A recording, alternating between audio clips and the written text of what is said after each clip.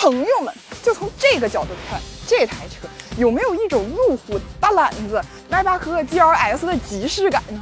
但是它是奇瑞风云 T11。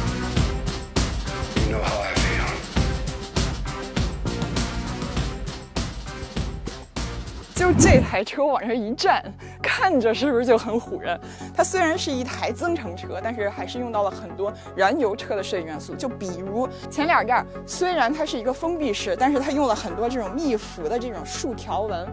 这种镀铬饰条一下小气势就拉上来了。然后这台车车长超过5.2米，然后轴距也超过3.1米，其实基本上跟理想的 L9 尺寸是差不多的。再加上你看它侧面线条非常的平直，然后一个镀铬条完全把这侧面的车窗全包起来，再加上这个密幅的轮圈，这小气势拿捏的。然后车顶看到没？激光雷达，它其实跟 A9L 一样，是配备跟蒙面探趣联合做的猎鹰700的支架。只不过这台车目前是试装车，所以我们今天还没能试到。接下来往里请吧。既然是旗舰级的车，那我们坐在这儿就先看它的用料。内饰大面积的皮质包裹，然后并且有这种浅色的木纹饰板去做装饰，看起来很够档次。然后手感摸上去呢，皮质也很细腻。另外，中控台上面这一部分，它不是那种搪塑的材质，你摁上去会发现它比搪塑其实回弹更好。这个它其实跟 A9L 一样，它是用到那个叫3D Match 的一个材质，也很环保。另外，旋钮这都是一些小水晶，显得布灵布灵的，更增加一些质感。然后看这块巨大的中控屏，30英寸，这个显示效果，点开地图啊，一个沉浸式的地图，就感觉整个世界都是我的。然后它的流畅度还有响应速度都还是非常快的。然后它里面是8255的车规级的芯片，整个显示效果还是很不错的。接下来后排。坐在后排，你就会觉得这个座椅啊，真的非常舒服。它其实跟 A9L 一样，都是舒云座椅，它的填充物很厚实。我这样往这儿一坐，就感觉后面腰托在顶着我。唯独有一点就是，无论前排还是后排，就这座椅坐垫的长度有点短，不能很好的承托我的大腿。然后后排的配置，嗨，小齐，2排我来了。打开后排吸顶屏。上面一个17.3英寸的后排娱乐屏，显示效果、流畅度都非常不错。然后再往下看，冰箱，并且这台冰箱是专门配备压缩机的，完全可以做到零下18度的。这你要出去玩，带个老人孩子，你要冰冻一些辅食啊，或者是老人的药，确实很方便。然后稍微调节一下座椅，前面是我比较舒服的驾驶位置啊，基本留一个2指的距离吧。好，进第3排。看一下这个动作狼不狼狈？还好。那第2排到第3排，它其实有一个地台的，而且这个地台高度基本上是一横掌的距离。座椅确实还是舒适性比较高的，第3排它基本也没有减少什么这种舒适度，但唯独有一点啊，我只想提一个小建议，既然第3排地台高，那坐这儿就很有可能是坐这种小板凳的那种感觉。其实第3排的座椅坐垫可以稍微倾斜上来一点角度，然后不会让你的腿显得特别累。然后第3排的配置还是很高的，比如说座椅加热，然后电动调节，舒适性还不错。接下来开起来。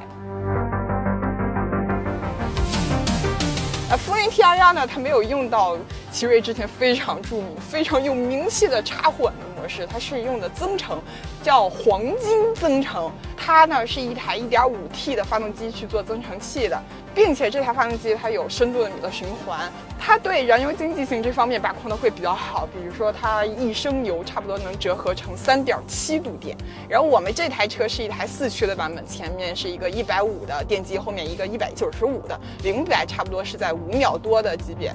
那实际在城市里面去开，动力输出初段非常的线性，而且它响应也还是比较及时的。但唯独吐槽一点就是它的制动前段显得特别贼，反正你需要适应好久，稍微点一点刹车踏板，它的就会有一点小点头的动作。底盘方面呢，前麦弗逊后5连杆，并且它用了一个叫磁悬浮底盘，听起来是不是很高端？是不是觉得肯定上了空圈？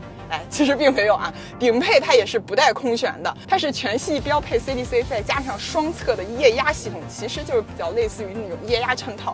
但是实际体验下来，你会感觉，我的上半身坐在这里，确实有一种悬浮感。但是如果你走一些稍微烂一点的颠簸的路段，你就会觉得我的上半身跟我的下半身是分离的，就上半身的颠簸或者转盘都还是很舒服的，但是脚底下细碎的震动还是比较明显。